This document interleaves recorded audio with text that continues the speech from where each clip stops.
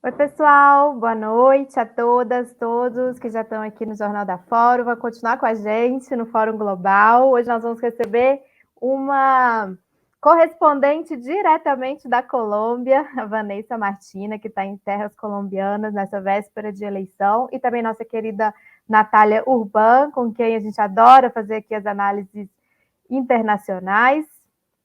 Vou falar para o Gui que assim que elas chegarem, já podem entrar aqui comigo para a gente começar a conversar. Já está aqui a Natália, muito bom. Eu acho que a Vanessa, vamos ver como vai ser a entrada dela, porque depende do lugar que ela tiver, da conexão, do momento que ela conseguir entrar, mas enquanto isso a gente vai conversando por aqui.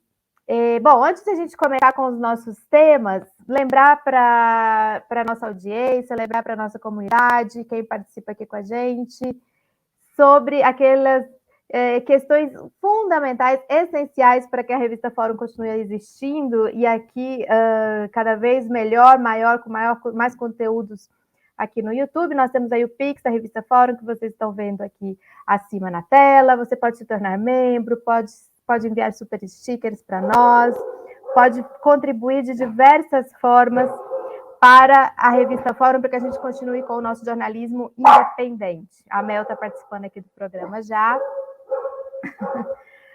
Bom, gente, antes de a gente entrar no nosso tema e passar a palavra já para a Natália, eu quero citar algumas coisas que aconteceram super importantes nos últimos dias, nas últimas horas. Hoje, 24 de maio, exatamente 3 meses do início da guerra na Ucrânia, né? Não tem como chamar de outro nome. É o início desse conflito, de mais uma etapa desse conflito, que a gente considera que esse conflito começou já há 8 anos. É mais uma etapa, a etapa bélica, armada, desse conflito. É óbvio que os próprios russos chamam de operação especial, operação de desnazificação, mas quando você tem esse tipo de operação militar, não tem muito como escapar da palavra guerra. Então, se a Natália quiser fazer algum comentário, nesse contexto de 3 meses de guerra, o fim da guerra parece muito distante. Então, todas aquelas iniciativas de negociação, elas deram uma arrefecida muito forte. A União Europeia acaba de aprovar 500 milhões de euros para apoio para a Ucrânia, para armar mais a Ucrânia. Os Estados Unidos também acabam de aprovar 40 bilhões de dólares para a Ucrânia, também para reforço da Ucrânia. Houve nos últimos dias o fim de uma etapa de uma batalha muito importante para os russos, que foi a questão de Mariupol, onde eles dizem que estava concentrada a maior parte desses grupos nazistas que eles estão perseguindo, e eles se deslocaram, então, para a frente de batalhas, principalmente do Donbass, de Donetsk e Lugansk, no dia de hoje. Essas foram as notícias. Então, se a Natália quiser comentar um pouco sobre esse tema, eu vou abrir daqui a pouco para ela.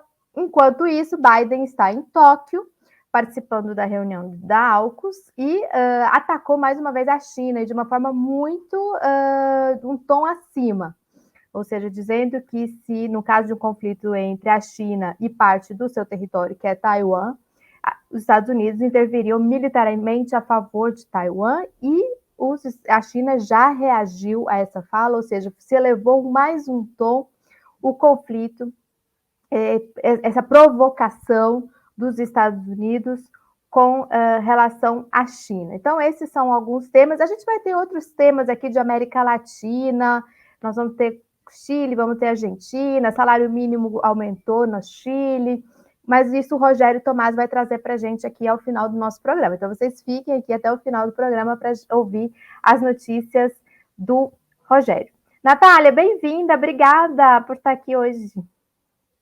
Boa noite, Ana. Boa noite a todos que estão nos assistindo. Espero que seja boa noite. Acho que já é boa noite no Brasil, né? Porque aqui eu já estou 4 horas à frente, então para mim já é muito, muito boa noite.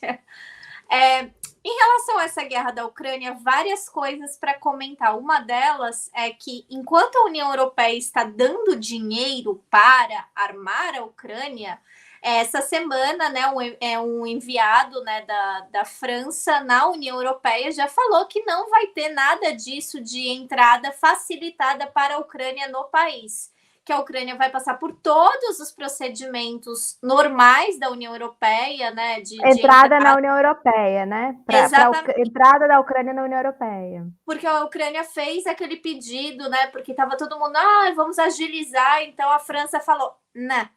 Então, esse processo todo demora de 15 a 20 anos. Então, é assim, ao mesmo tempo que eles estão armando a Ucrânia, eles não querem armar, eles não querem aceitar a Ucrânia, né, como um país europeu, e isso é um dos grandes motivos dessa guerra. A gente tem que lembrar que é um motivo econômico, né? Então, todo mundo que entende um pouco da economia europeia e principalmente da economia como ela é lidada pela União Europeia, sabe que a União Europeia nunca vai permitir a Ucrânia lá dentro por conta do lobby da agroindústria, né, do agronegócio, porque a Ucrânia, né, seria horrível para os outros países da União Europeia que também tem, né, seu agronegócio. Então a gente sabe que isso não ia acontecer, foi um golpe de marketing. A maneira como tudo aconteceu foi muito marketing. Eu falei isso aqui, falei outras vezes, né?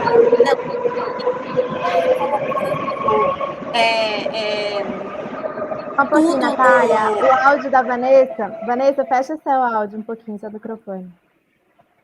Tá vindo um. Aí. Eu vou terminar rapidinho. Natália. Pode continuar. O Zelensky, né, colocando, né, a entrada da União Europeia, fazendo uma operação fotográfica, né, foi uma coisa muito midiática, mas isso nunca ia acontecer.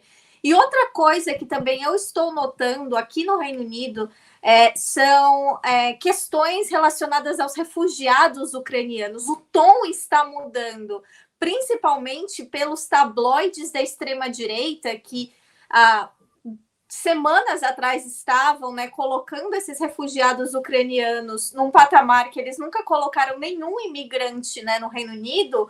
Agora eles já estão mudando o tom, eles já estão fazendo matérias ofensivas, matérias sensacionalistas, falando, né, alertando sobre alguns perigos em relação a refugiados ucranianos, perigos que eles veem, obviamente, e lidando com estereótipos como, por exemplo, né, de mulheres ucranianas, uma coisa muito nojenta, uma coisa que me lembrou bastante, né, a maneira como o Arthur Duval falava sobre as mulheres refugiadas ucranianas.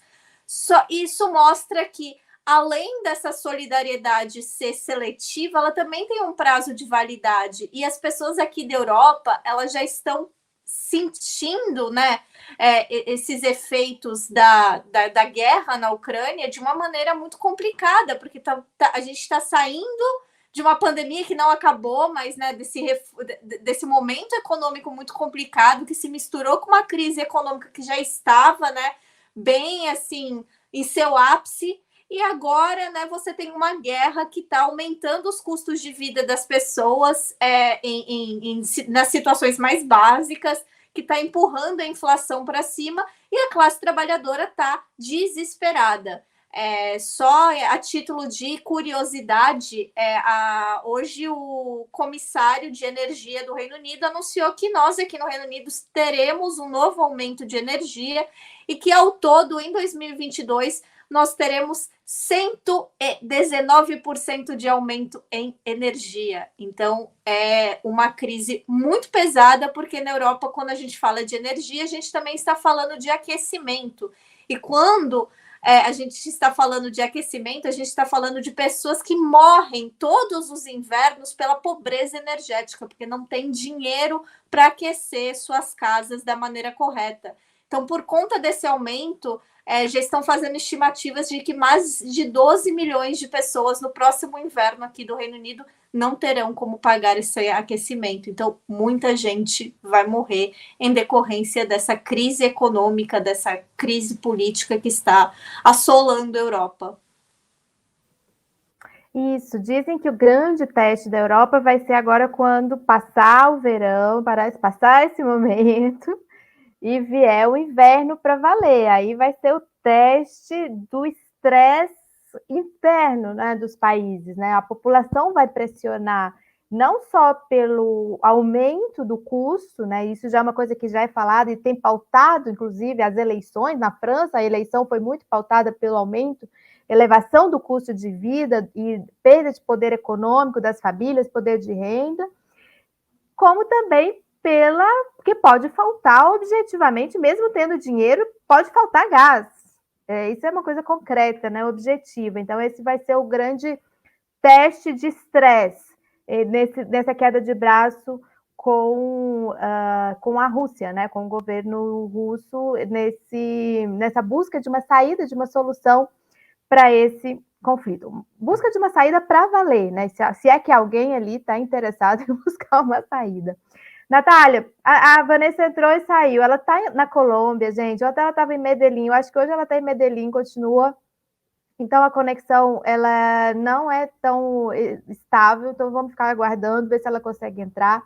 Antes ainda de passar para a Colômbia, um outro fato que eu esqueci de citar aqui nesse meu resumo inicial é que hoje o Bolsonaro, o presidente Bolsonaro, recebeu um enviado especial do Biden, Christopher Todd, para convencer Bolsonaro a ir para a Cúpula das Américas. Ou seja, os americanos estão com medo de uma Cúpula das Américas esvaziada. Eu falo que é a Cúpula das Américas da exclusão, de partida já excluíram, não convidaram Venezuela, não convidaram Cuba, não convidaram Nicarágua. Alguns governos disseram, chefes de Estado disseram que não vão, se não forem convidados todos, pelo menos o Manuel López Obrador, do México, e o Luiz Arce, da Bolívia, falaram que não vão nesses termos.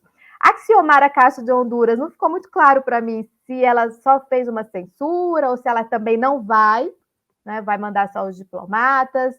E a mesma coisa, a Argentina teve uma nota, eu acho, e Chile, a Relações Exteriores do Chile, a chanceler chilena também fez uma nota crítica, ou seja, que a Cúpula das Américas não deveria ser sobre as nossas diferenças, mas sobre o que nos une, algo assim. Um pouco mais light do que a gente gostaria que fosse, né? E o Bolsonaro já tinha falado que não ia mesmo, por outros motivos, né? E vieram aqui os americanos presencialmente, passaram amanhã aqui no Palácio Planalto, eu acho, eu nem sei, daqui em Brasília se reuniram para tentar convencer o Bolsonaro, tem que nas próximas 48 horas aí decidir se vai ou não nessa cúpula. O fato dessa cúpula estar sendo tão controvérsia nesse sentido e precisar convencer um presidente tipo Bolsonaro, que está mais que um filme queimado que todos aqui na América Latina, isso demonstra uma fraqueza do governo Biden. Você não acha não, Natália? Eu acho que é importante a gente fazer nessa diferenciação de que seguinte, né? Esse Christopher Dodd, que é um congressista, né, do Partido dos Democratas, ele antes de ir ao Brasil, ele foi ao México, e que o Bolsonaro ele não está indo pelos motivos políticos como as outras pessoas, né, estão fazendo. O motivo dele é aquela obsessão que ele tem com o Trump, de falar que o governo Biden é um governo golpista, né? Ele entrou em toda aquela onda. Eu acho que até onde eu sei, ele é o único líder de um grande país, né, fora dos Estados Unidos, que comprou abertamente, publicamente, essa teoria, né, maluca aí de fraude nas eleições dos Estados Unidos. Então, assim, o caso dele é uma objeção, vamos dizer assim, pessoal, né? Ele não está fazendo isso porque ele acredita que não vai haver um diálogo com esses outros países. Porque, desculpa, você acha que o Bolsonaro está preocupado com que a presença de outros países da América Latina, principalmente esses países que são países que têm governos populares revolucionários? Óbvio que ele não está. A preocupação dele é simplesmente, se eu for, o Trump vai ficar chateado e eu não quero isso porque eu amo ele. Então, assim, esse desespero do Biden é um desespero muito latente, porque ele está sendo muito criticado nos Estados Unidos por diversas razões. Uma dessas razões é, inclusive, o fato, né, dos Estados Unidos ficar armando a Ucrânia, mas não fazer nada de fato nesse conflito. Então, assim, o pessoal que é anti-Rússia critica ele pela pouca ajuda, pela ajuda, né, vamos dizer assim, presencial, né, dos Estados Unidos lá.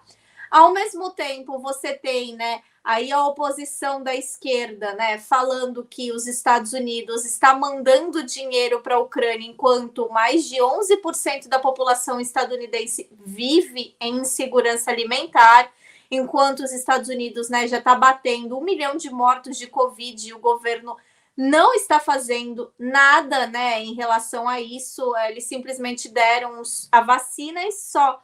Eles não dão os testes. O dinheiro que o governo federal enviou aos estados, o governo do Biden aconselhou que os estados gastassem em polícia, ou seja, né, em repressão, e não um programa de saúde, não um programa para ajudar pequenos negócios, empregabilidade. Não, é assim, vamos reprimir mais, que é isso que é a saída. E, obviamente, os republicanos vão usar isso, né, nas eleições de meio de termo, né, para mostrar, falar, tudo que o Biden prometeu, ele não fez, ele não sabe fazer nada direito, por isso que vocês têm que votar na gente. Então, assim, ele está numa posição enfraquecida nacionalmente, ele está numa posição enfraquecida internacionalmente. Essa questão que você mencionou da China, interessante que ele falou isso e logo depois a própria equipe dele tweetou, deletou os tweets que estavam falando sobre isso, falou, não, peraí, não é bem assim, não é para falar essas coisas. E aí a gente volta a uma coisa que, inclusive, os republicanos usaram na campanha, né, falando, né, de uma possível senilidade dele, né, de não estar, né, em plenas faculdades mentais para ter o cargo que ele tem, e que isso é muito perigoso, no caso, para o mundo, né, você ter um presidente dos Estados Unidos, que é o país que acha e que age, né, como xerife do mundo, que não é uma pessoa confiável, que não é uma pessoa estável. E ele claramente não é uma pessoa confiável, não é uma pessoa estável. Então, eu acho que é uma posição, assim, muito complicada e, ao mesmo tempo, também muito preocupante, porque os Estados Unidos, eles têm dado sinais muito mistos em relação às eleições do Brasil, né? A gente tem que lembrar que os Estados Unidos, ao mesmo tempo que eles falaram que eles confiam no sistema eleitoral brasileiro, que a gente sabe de toda essa objeção do Biden por conta do Trump e de como isso realmente pode prejudicar as intenções dele de reeleição, né? Tendo o Bolsonaro reeleito no Brasil, porque é o segundo, né, país mais importante de todas as Américas, é o Brasil.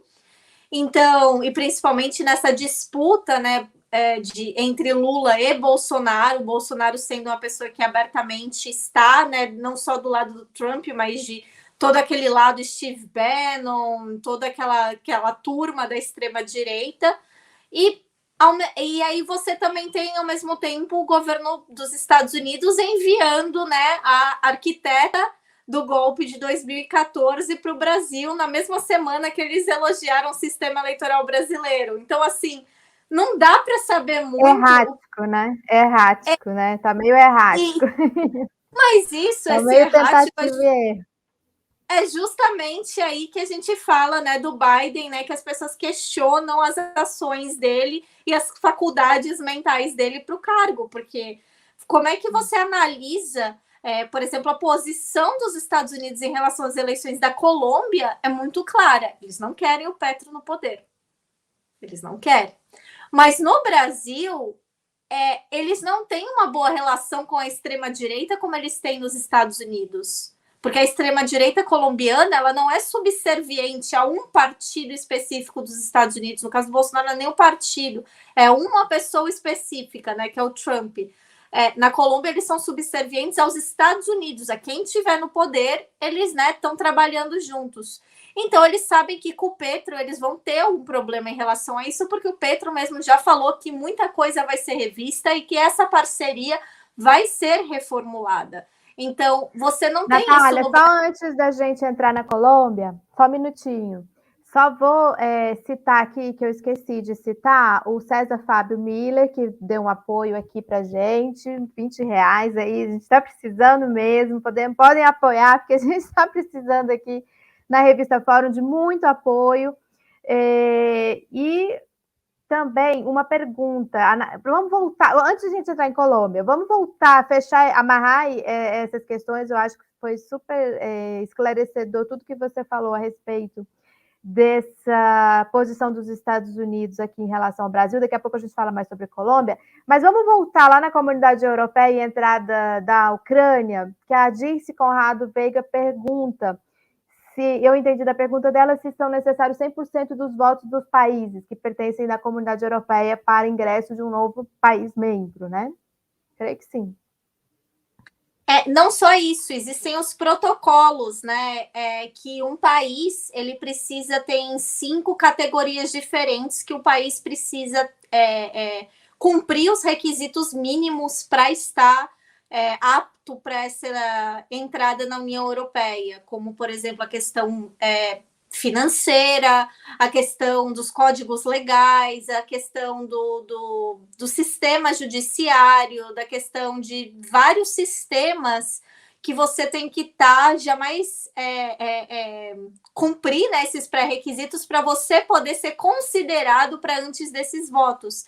Então, normalmente, por exemplo, aqui na Escócia, onde eu estou, um dos projetos do partido que está no poder, que é um partido pró-União Europeia, né, o SNP aqui na Escócia, de independência da Escócia e entrar na União Europeia, alegando que, por conta deles, né, já estarem dentro do Reino Unido, que estava dentro da União Europeia, eles ainda têm todos esses protocolos, eles cumprem os pré-requisitos desses protocolos. Então, a Ucrânia teria que fazer várias mudanças a nível institucional para poder ser considerada para essa votação. Então, realmente é um processo muito longo, porque você não pode mudar o seu sistema financeiro do dia para a noite, você não consegue mudar, principalmente a Ucrânia em guerra, você tem que ter um valor de inflação que eles considerem razoável, porque não existe, os países europeus, principalmente agora que eles mudaram as regras em que para você ingressar na União Europeia,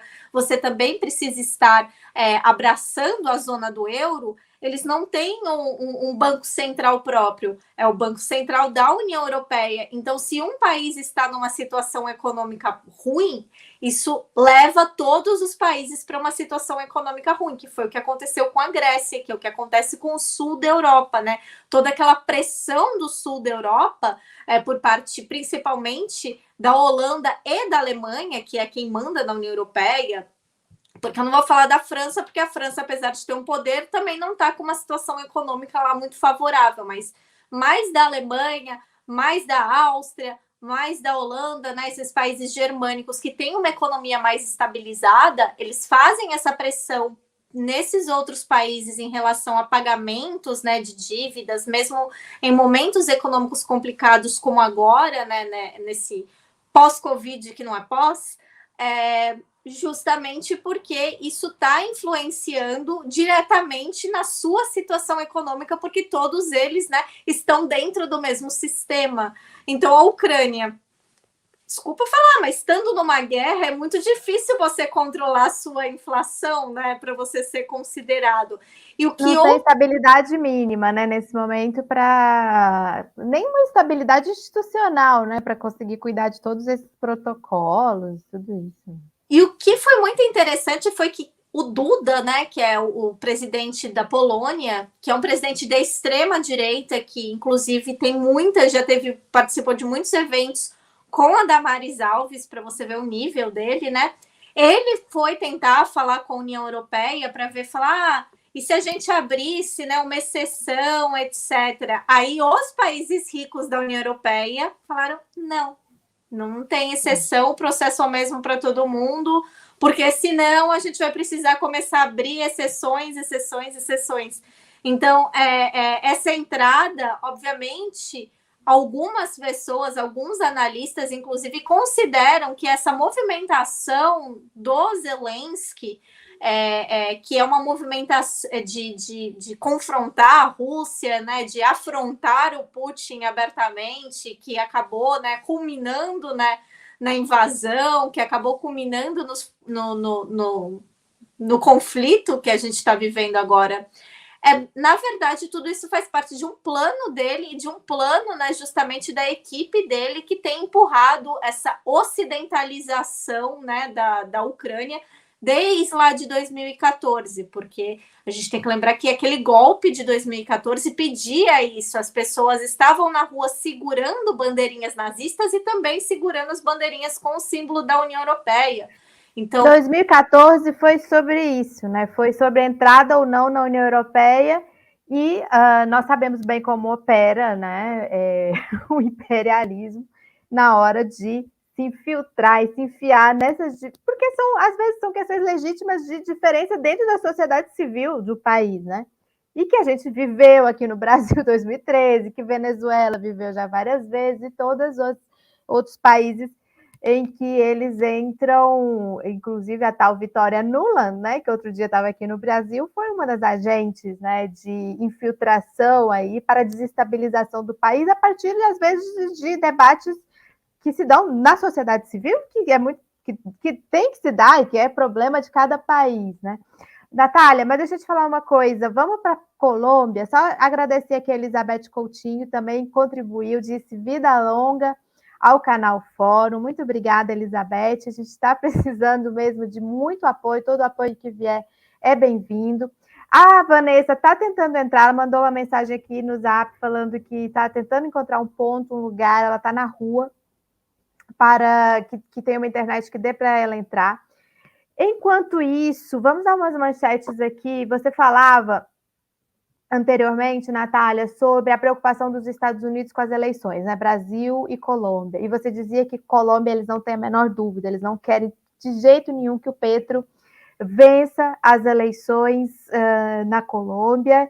E realmente, nos últimos dias, a tensão ela aumentou, né? Ela está elevada. Só para as pessoas terem uma ideia, quem ainda não está por dentro das eleições colombianas, agora no dia 29 de maio, domingo, vai haver o primeiro turno da eleição presidencial. Já houve eleição legislativa lá em março, e também as primárias das coalizões. Hoje, pelas pesquisas, o Petro está com 40% de intenção de votos, e abaixo do Petro estão disputando o segundo turno o Fico Gutiérrez, que é o Federico Gutiérrez, da Equipe por Colômbia, que é um candidato da direita, e apesar dele dizer que não representa o uribismo, ele é um candidato apoiado pelo uribismo, e uma espécie de terceira via, o partido da Lava Jato, o tal do engenheiro Rodolfo Hernández, que cresceu muito no último período. Ele tem catalisado, até a Vanessa estava explicando isso ontem, queria que ela entrasse aqui para explicar para a gente, ele está catalisando um voto que a gente tem aqui no Brasil também, que teve forte, né, essa coisa contra a corrupção, uma coisa assim meio disfarçada de independente, né? Eu sou engenheiro, mas na verdade o cara é um empresário, vem desse setor empresarial, e ele pega o voto de quem não vota no Petro, porque está pegando lá esse discurso de que o Petro vai transformar numa Venezuela, numa Cuba, aquela questão toda, e também não quer votar no uribismo, que nós estamos esse ano 20 anos de uribismo, né? O Uribe foi eleito em 2002, no começo do século. Então, ele está conseguindo atingir esse voto. Então, hoje a disputa está pelo segundo lugar, pelas pesquisas e pelo clima que a Vanessa também tem contado e outros correspondentes, analistas têm falado. E,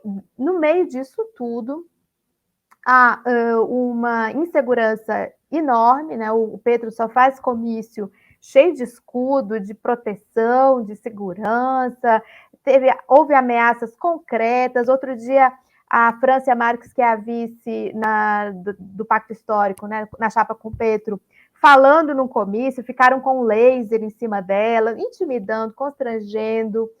Houve momentos que precisaram suspender a campanha.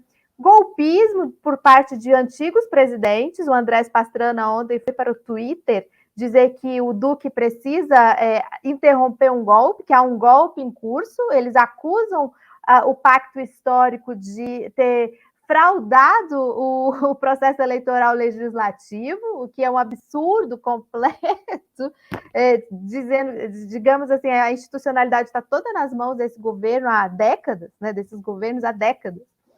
Ou seja, tem tentativas de golpe por todo lado com relação a essa eleição colombiana. Observadores internacionais sendo mandados embora por motivos mais banais. O clima está tenso. Como é que você está vendo a eleição colombiana e faltando 5 dias?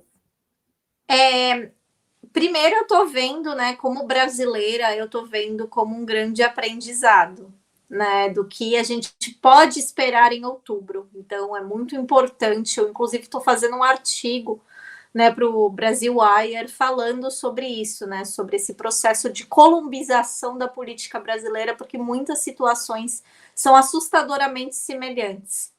É um terrorismo assim do Estado, das elites internacionais contra o Petro, tá assim a níveis inimagináveis, como você falou desses observadores. A Terry Madison, que é a representante do Code Pink, para quem não sabe, Code Pink é um grupo feminista anti-imperialista maravilhoso dos Estados Unidos, né? Que foi o pessoal lá que, por exemplo, não deixou, que invadiu a embaixada da Venezuela para não deixar o pessoal do Guaidó tomar posse. É o pessoal assim que tá com a mão na massa pela América Latina.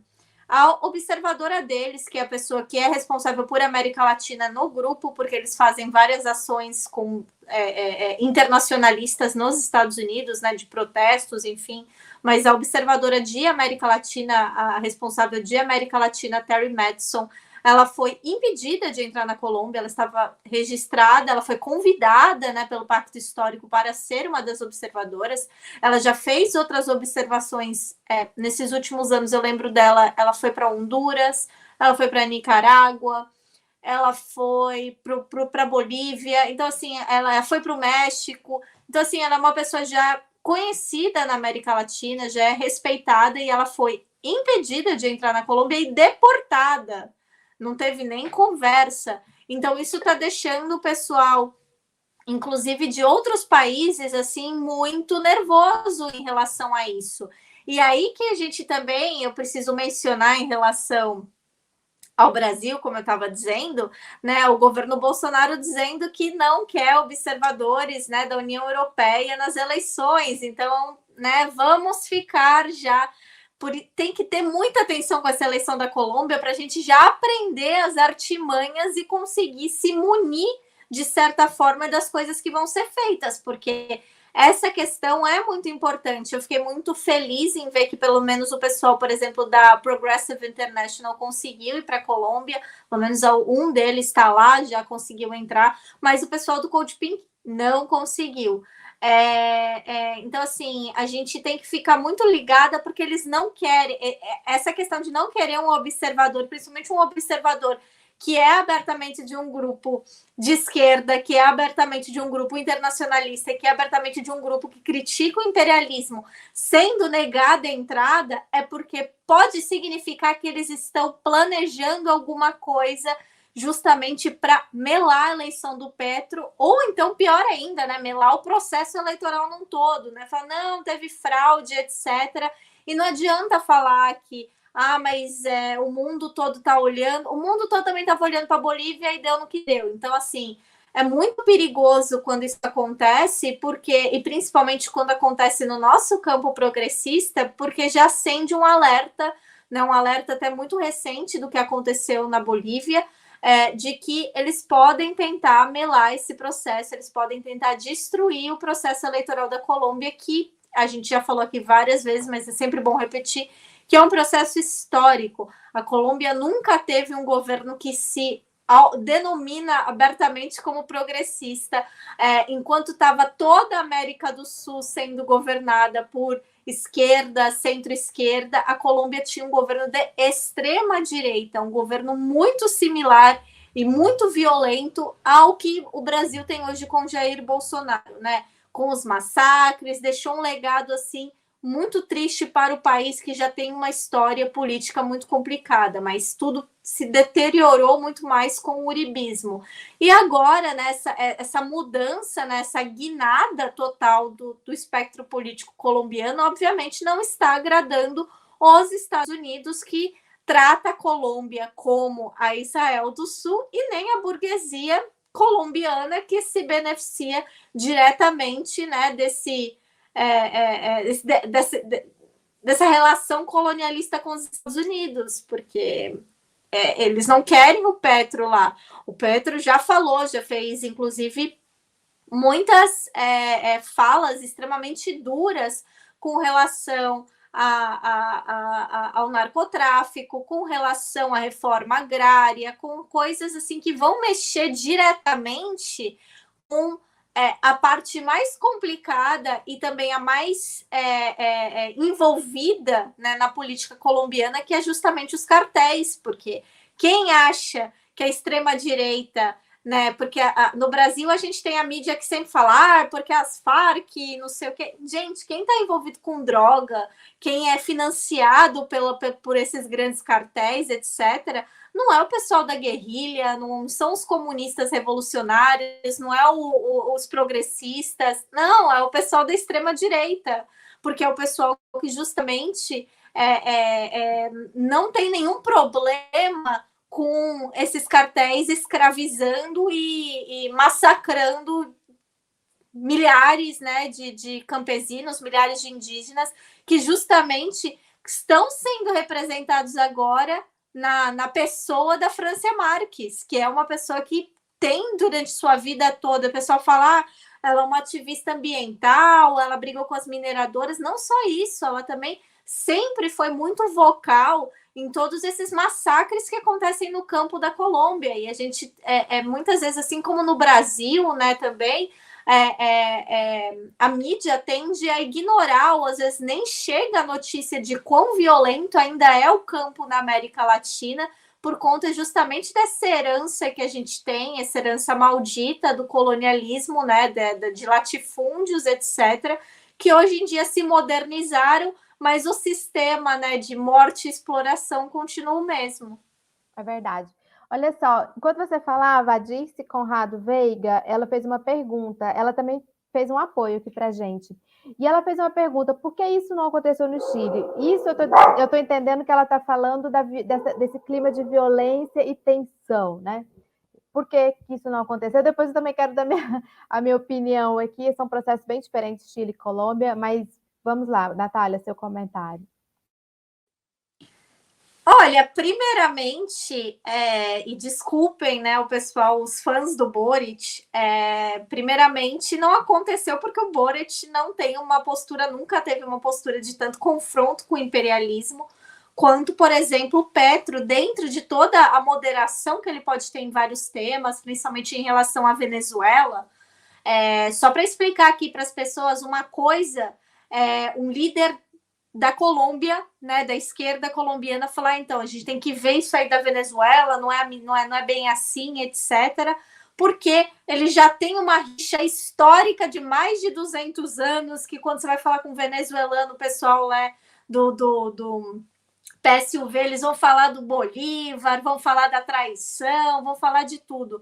Então, assim, ele já tem um problema histórico. Outra coisa é um líder chileno, né, que sabe, inclusive, que a população venezuelana é extremamente marginalizada no seu país, que sofre racismo, que sofre preconceito, sofre violências, sair atacando a Venezuela, sair atacando a Nicarágua, convidar, né, opositores dos governos, né, para sua posse, uma posse que era supostamente de esquerda, mas estava lá, né, todo opositor de Nicarágua, estava lá opositor ao Maduro. Só ficou faltando, eu achei até um momento que eu falei, mas será que ele vai convidar o Guaidó? Porque do jeito que estava, né, eu falei, não, eu acho que ele não convida, porque acho que se o Guaidó entrar, muitas das pessoas que estão lá vão sair. Sacanagem. Sacanagem. Mas eu juro que teve um momento que eu imaginei. Então, assim, o Boric, ele nunca teve uma postura, assim, tanto de confronto. E não é e a postura dele dentro, né, da frente ampla do Chile também não é uma postura, é a postura dele, não é a postura de toda a frente ampla. Tanto é que essas críticas dele não refletem, por exemplo, a relação que o Daniel Radcliffe tem com a Venezuela. Ele estava lá um mês atrás, acho, né, naquele encontro anti-fascismo, alguma coisa assim que que o governo venezuelano promoveu. Então, quer dizer, Boric não tem uma posição de confronto. O Boric, apesar dele ter esse histórico, né, dos protestos, etc., ele não é uma pessoa... O programa dele era muito mais moderado, vamos dizer assim, até do que o do Radwe, principalmente na questão de confrontar mineradoras, principalmente na questão de confrontar essas corporações que se aproveitaram, né, da situação política do Chile, né, da ditadura do Pinochet, e se mantém lá até hoje. Então, a situação dele nunca foi, vamos tirar esse pessoal daí, isso aí vai acabar, não vai ser bem assim. Como, por exemplo, o Petro está fazendo em muitas coisas, né, principalmente a questão do petróleo, questão de transição energética, de mineração. Então, não é bem assim, não, a gente vai mudar isso aí. Agendas mais sensíveis, né? Mais sensíveis para o império, né? Do ponto de vista, inclusive, econômico, né? O Boric O Petro. Não, eu tô querendo dizer, tipo, o Petro, ele teve, né, uma posição muito mais radical em relação a isso do que o Boric. Então, para os Estados Unidos também, não era, assim, tanta vantagem ter uma liderança de extrema-direita no Chile, porque eles sabem que, principalmente para a administração Biden, que você ter uma liderança de extrema-direita na América Latina, na América, né, num todo, significa um possível aliado ao Trump no futuro. Sim, verdade. E assim, são processos, viu, Edice, que fez a pergunta para a gente, né? Foi a Edice Conrado Veiga. São processos diferentes aqui, sim, do Chile e da Colômbia. O grau de entrada que os Estados Unidos têm hoje na Colômbia, ele não existe em outro país na América do Sul, assim. Já existiu nessa proporção até no Equador, com a base de Manta, mas esse grau de presença militar e de intimidade com o governo colombiano ao longo desse último período é uma coisa assim absolutamente impressionante. Bem ou mal, as instituições chilenas no último período elas funcionaram de uma forma mais independente.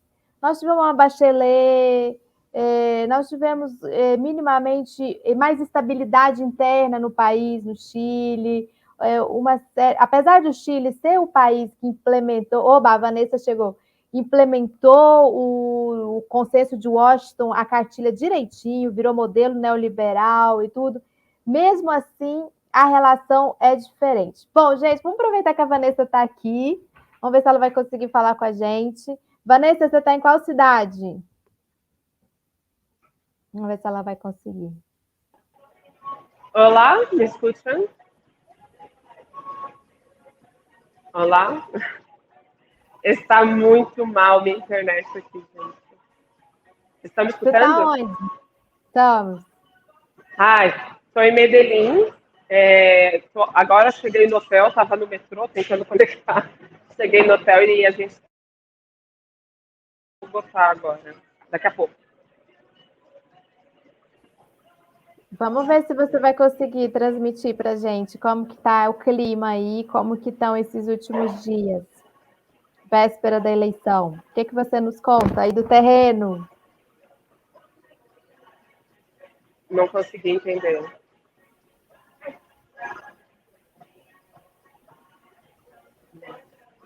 Não escuto. Você não está nos escutando? Quer sair e tentar entrar de novo?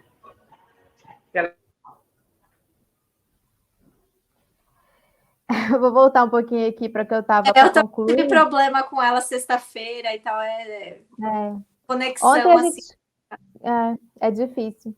Ontem a gente conseguiu falar com ela no Rodamundo, lá no Ópera, e aí a gente deixou marcado aqui, porque eu acho que, não sei, acho que a gente talvez não consiga ter essa conexão com a Vanessa hoje, mas ter alguém que está lá sentindo na rua, na pele, como está o clima do país, dá uma diferença, né? Então, ontem, por exemplo, ela nos deixou mais informadas sobre, por exemplo, qual tem sido o papel desse Rodolfo Hernandes aí no segundo turno, que surgiu, que conseguiu elevar a sua votação.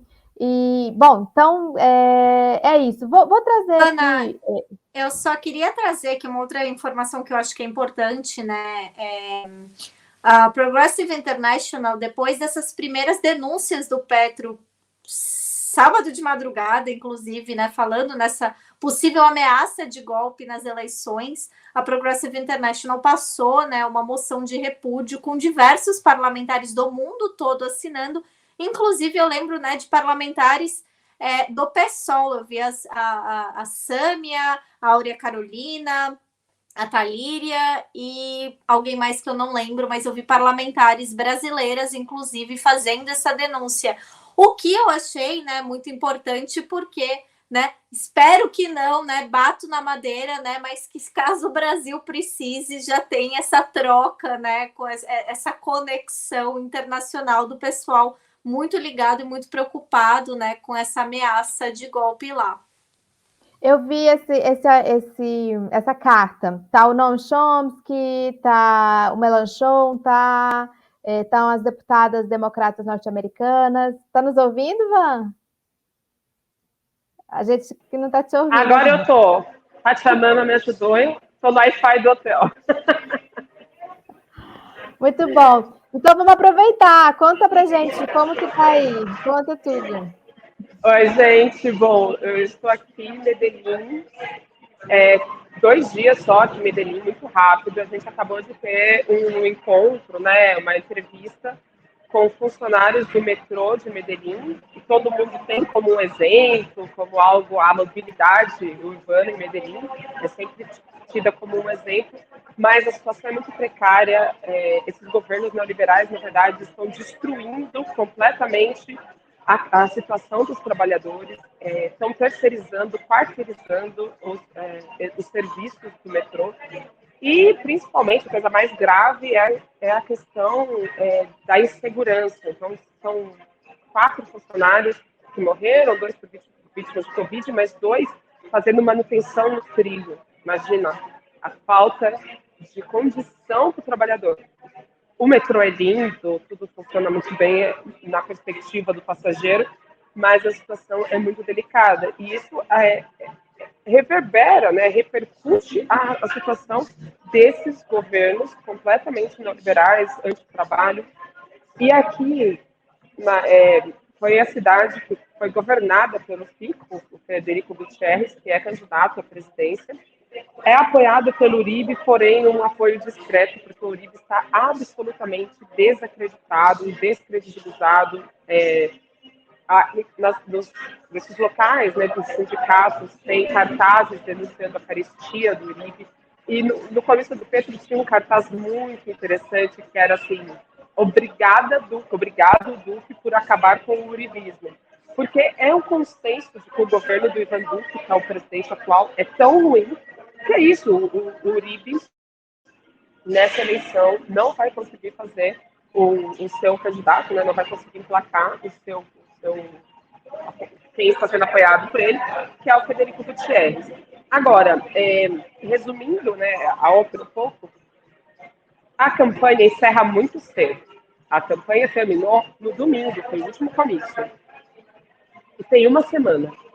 As últimas pesquisas mostraram um aumento completamente absurdo do Rodolfo Hernandes, que é um outsider. Embora ele seja governador de Bucaramanga, que é a capital do estado de Santander, apesar disso, ele é tratado como outsider. As pessoas, a mídia, os jornais se referem a ele como engenheiro Rodolfo.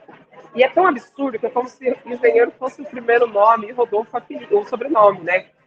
Ninguém chama Francia Marques de advogada Francia Marques, nada disso. Mas em quanto tempo engenheiro Rodolfo? Para esconder, na verdade, que ele é um empresário do setor imobiliário, que lucra com especulação imobiliária. Então, se esconde isso e trata como se ele fosse um trabalhador a mais, como se fosse um engenheiro. E esse cara, ele, nas últimas pesquisas, ele teve um avanço de 10 pontos em um mês.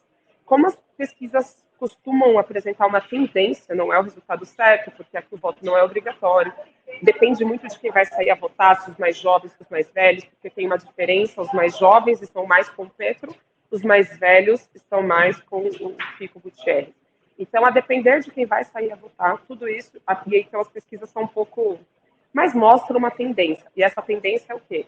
Que, apesar dele não ser essa elite tradicional colombiana, mas está tendo uma mudança de votos para ele. E aí, setores de trabalhadores, trabalhadores organizados, né, população organizada, como é que chama, movimentos sociais, sindicais organizados, estão com um certo receio de que essa coisa, porque ele está em todo o tempo na mídia, todo o tempo se fala dele, o engenheiro, e que esse movimento gere como uma antecipação do segundo turno e as pessoas que já iam votar no Fico, vendo que não vai, que ele não ganha do Petro, e também o quarto colocado, que é o Fajardo, o Sérgio Fajardo, que seria o centro aqui. Então, essas pessoas podem fazer o voto útil no Rodolfo, porque, de acordo com as mesmas pesquisas, no segundo turno ele pode eventualmente ganhar do Petro. Então, seria essa situação, assim, de uma novidade e tal. E aí o cara vem, chega com tudo no segundo turno. Isso seria algo que não estava previsto, que não, né? Então, ainda falta muito, ainda falta muita água para rolar até domingo e pode acontecer muita coisa até lá. Mas é mais ou menos esse clima. E nas ruas se sente a presença mesmo dessa ideia do câmbio, de um apoio para o Gustavo Petro. Hoje nós estamos aqui numa periferia de Medellín e um trabalhador de uma obra mesmo, assim, essas que estão quebrando tudo na rua. Quando nós passamos, havia uma companheira que é da CUT, daqui da Colômbia, e ela estava com a camisa do Petro, e ele ficou chamando, quando eu virei, ele falou que queria uma camiseta, tipo, vocês são da campanha, me dei uma camiseta do Petro. E eu, não tenho, né? Enfim, mas existe uma receptividade muito boa para que a gente vê nos setores mais populares. Agora, a mídia está polvorosa com essa coisa de tentar colocar aí o tal do outsider no segundo turno. Resumindo. Ô, Vanessa, e aquela carta do Pastrana de ontem, teve algum efeito? Eu vi que no Twitter o Ivan Cepeda, outros senadores e outros puxaram a hashtag de que Pastrana, você que é a fraude é Pastrana. Parece que ele virou chacota, né? A tentativa aí de levantamento de um golpe, acusando de que o processo eleitoral estaria comprometido desde o começo.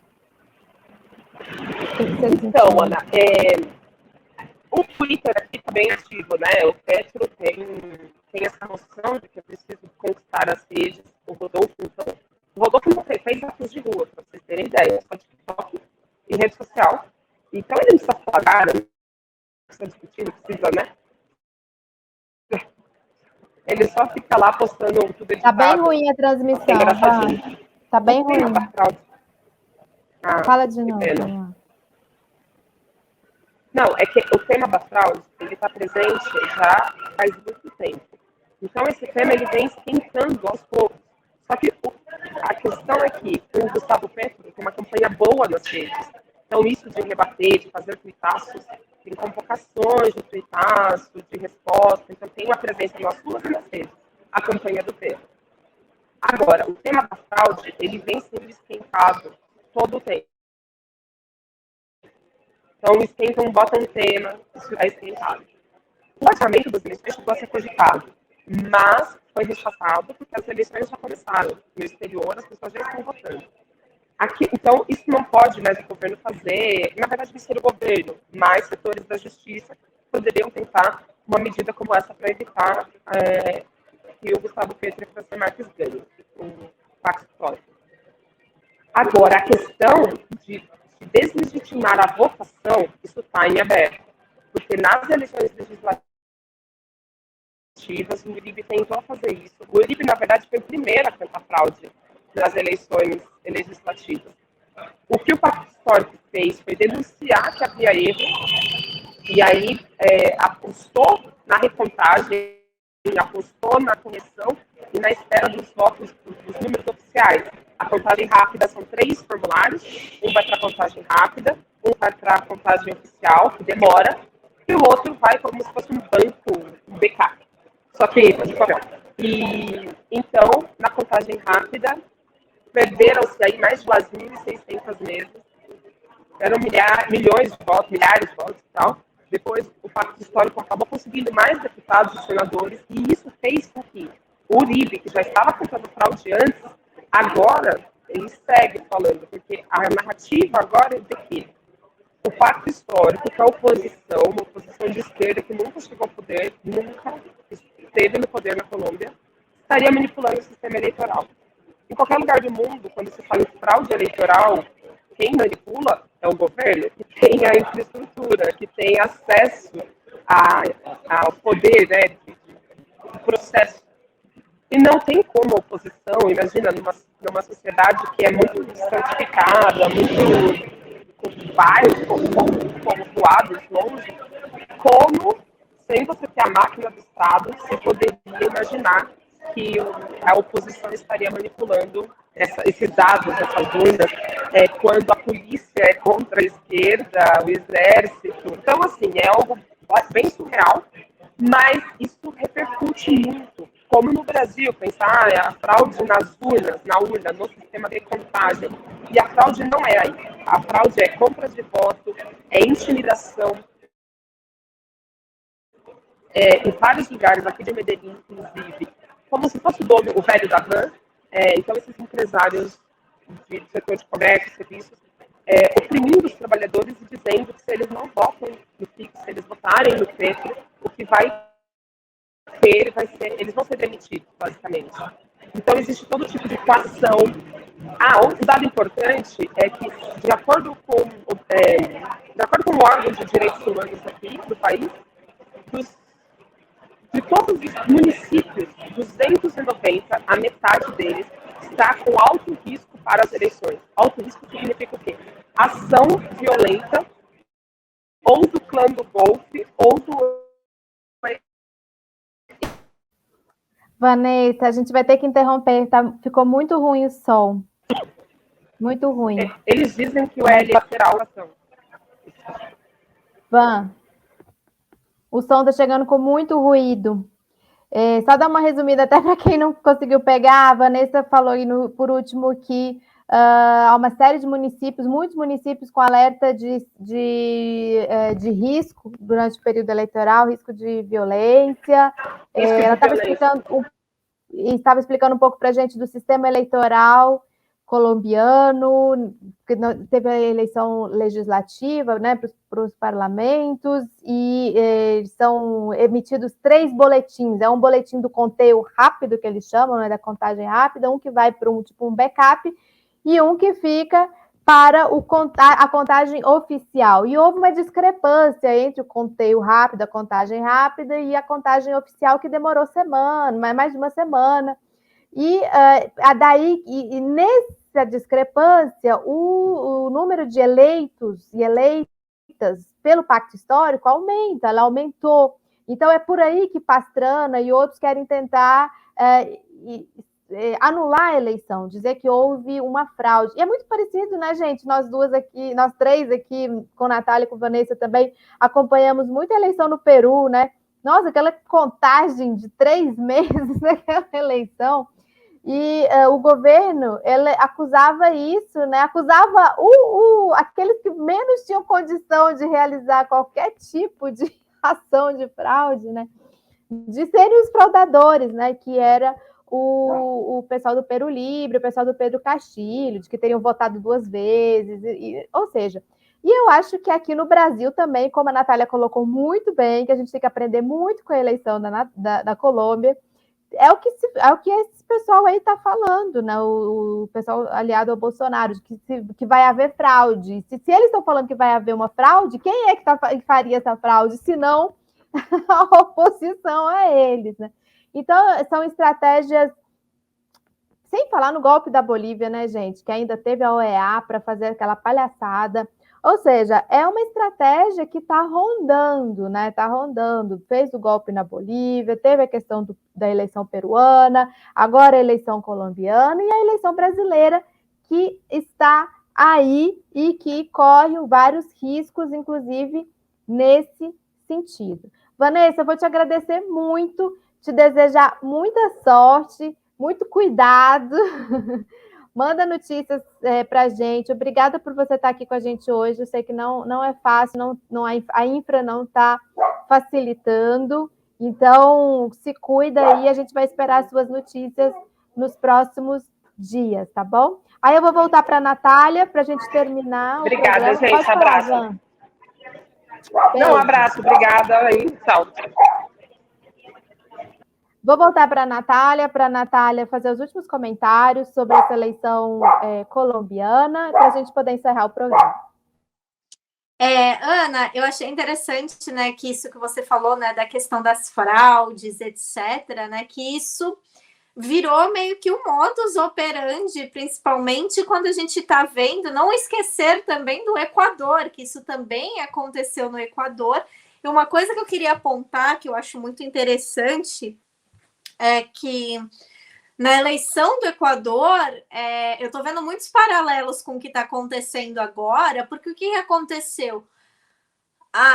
Quem era contra, né, a Revolução Cidadana, né, o Andrés Arauz, que representava o correísmo, eram diversos candidatos, né, mas os votos se dividiram entre o Guilherme Lasso, que inclusive está recorde de rejeição agora no Equador, e o Yaku Pérez, que seria, uma terceira via, que queria se dizer como esquerda, mas que não era esquerda, que era financiado pelo imperialismo. E aí, o que aconteceu? Quando chegou, né, na segundo turno, a gente teve no Equador o quê? O Yaku Pérez falando que teve uma fraude, que ele queria uma recontagem total de todos os votos. O Equador falou, não teve fraude, os observadores eleitorais não teve fraude, então ele chegou para os eleitores dele e falaram, olha, não votem em ninguém, porque essa eleição não está valendo. E justamente muitos desses eleitores que poderiam até ter votado no Andrés Arauz, porque eles não iam votar, obviamente, no Guilherme Lasso, não votaram. Então, justamente essa diferença, né, de votação, né, de abstenção que aconteceu no segundo turno, uma abstenção recorde, por conta, né, desse candidato, né, dando o voto útil dele, vamos dizer assim, para o nulo, fez com que a direita, né, entrasse no poder no Equador. Então, isso, esse aumento aí de intenções de voto, né, de dar um voto útil para o engenheiro Rodolfo, é muito complicado. É algo que a gente viu que no Equador, por exemplo, não teve bons resultados, né? E eu... Boa lembrança.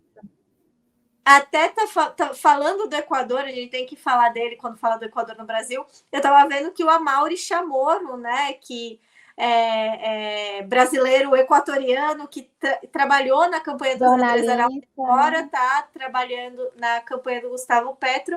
Ele, né, deu uma entrevista lá no Equador falando, né, que o Rodolfo é da extrema-direita e que representa os mesmos interesses do Duque e do uribismo. Então, né, já deu esse alerta, né, de que já existe esse conchavo. Então, assim, a gente não pode minimizar o fato, e aí a gente volta a fazer um paralelo com o Brasil, que, né, quem era, né, a terceira via do Brasil até pouco tempo atrás era, né, o Sérgio Moro.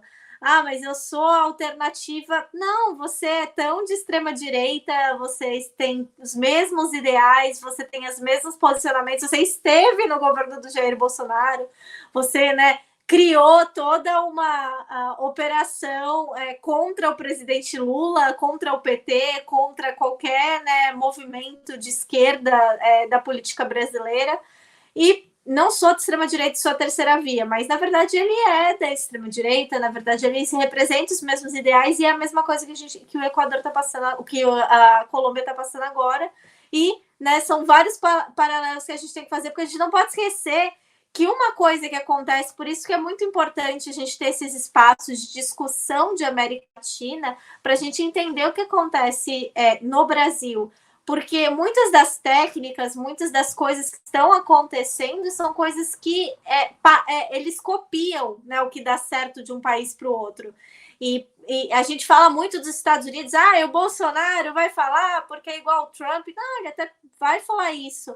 Mas a gente não pode esquecer que antes disso tudo, o próprio Eduardo Bolsonaro, quando estava falando na convenção lá do povo maluco que acredita que a eleição dos Estados Unidos foi fraudada, que ele fez um paralelo da situação com a Bolívia. Então, eles estão ligados, eles estão em comunicação, eles estão sabendo e eles estão trocando figurinha. Então, a gente tem que ficar esperto nisso e aprender justamente com os métodos para poder se blindar dessas estratégias que eles estão usando. Porque, querendo ou não, são estratégias sujas, são estratégias violentas, mas muitas vezes elas estão dando certo, né, Ana? É verdade. Não, foi ótima sua lembrança sobre a questão do Equador também, muito boa, porque é muito recorrente, muito pertinho um processo do outro, então a gente tem que ficar muito atento aqui no Brasil, nesse ano de 2022. Quero agradecer muito a Natália, agradecer a nossa comunidade, o nosso chat, eu fiquei aqui acompanhando o chat, eu vi que virou polêmica aí, meu Fora Bolsonaro. Aqui minha casa é uma casa coletiva das minhas meninas, esses cartazes, tudo que está pregado aqui atrás de mim, é as meninas que pregam, eu que prego, a gente vai providenciar um Lula rapidamente para pregar aqui atrás, porque para entrar logo na campanha, como todo mundo aqui está falando, muita gente falou aqui hoje, Lula 13, vamos fazer a campanha do Lula, aqui não tem divergência sobre isso. Inclusive, todas essas nossas preocupações com as eleições estão girando muito em torno disso. E não tenham dúvida de que toda a comunidade internacional aqui latino-americana, todos com quem a gente conversa diariamente, tenho certeza que a Natália também, estão nos perguntando como está a campanha do Lula, como vai ser essa eleição, todos muito solidários nessa necessidade premente do Brasil tirar o Bolsonaro, tirar esse governo e eleger Lula presidente em 2022. Natália, obrigada. Vamos acompanhar essa eleição com muita apreensão, assim, eu estou bem apreensiva, eu estou bem preocupada, mas esperançosa, com muita esperança com relação a essa eleição colombiana, e vamos também acompanhar o desdobramento dessa cúpula das Américas da exclusão, que eu também estou torcendo para que seja bem esvaziada, para que não vá ninguém, para que seja uma demonstração aí do que esse governo Biden realmente está representando para as Américas. Obrigada, Ana. E para mim, eu acredito que a Cúpula das Américas vai ser tipo aquele meme, né? Essa festa virou um enterro. Eu estou torcendo muito para isso. Em relação ao seu Fora Bolsonaro, eu estou aqui querendo muito que volte a ter um tempo que eu possa sair de camiseta para poder sair com a minha camiseta, né? Lula 2022 pelas ruas.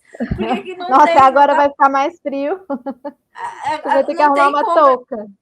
Não tem como eu sair de camiseta aqui, mas eu já tenho, já tô toda assim equipada, né? Com as minhas roupinhas vermelhas, né? E o pior é que o pessoal... muitas vezes, às vezes eu vejo pessoas me olhando e eu vejo que não são brasileiros, eu vejo que não são latino-americanos, né? E muitas vezes elas olham e elas, né, fazem assim, quando eu tô com alguma coisa, tipo, contra, né, alguma camiseta, alguma coisa contra o Bolsonaro, falando do Lula, eu tenho uma outra também, uma camiseta com a Dilma, o pessoal fica parado, tipo assim, sabe? Então, assim, o pessoal sabe, o pessoal tá torcendo, não só a América Latina, mas acredito que o mundo todo, né, pro Lula aí, pra retirada, mais do que somente pelo Lula, mas pela retirada do Bolsonaro. E só mais uma última informação, hoje eu vi um camarada meu, né, tipo, que é parlamentar pelo Sinn Féin da Irlanda do Norte, ele teve uma reunião com a CUT do Brasil, e ele já veio falar para mim, falou assim, eu até queria ir nessas eleições, eu falei assim, não, faz que nem eu, porque eu vou votar eu vou votar aqui, né? Eu consegui transferir meu título, vou estar votando aqui no Reino Unido, mas, né? 1º de janeiro estarei belíssima em Brasília, né? E eu falei, não, vamos todo mundo, tô chamando todo mundo. Falei, não, 1º de janeiro vai comboio aqui, levar a esquerda internacionalista em peso pro Brasil, pra gente estar vendo, né, o Lula subir a rampa do Planalto mais uma vez. Estamos esperando vocês aqui em Brasília. Vamos encontrar aqui em Brasília. Já tô esquentando o lugar aqui, já estamos esquentando para a chegada de vocês. Gente, então boa noite, tchau. Para quem está nos acompanhando no domingo, obrigada pela audiência no domingo. Nós terminamos aqui mais um Fórum Global. Espero que vocês tenham gostado e voltamos na próxima semana.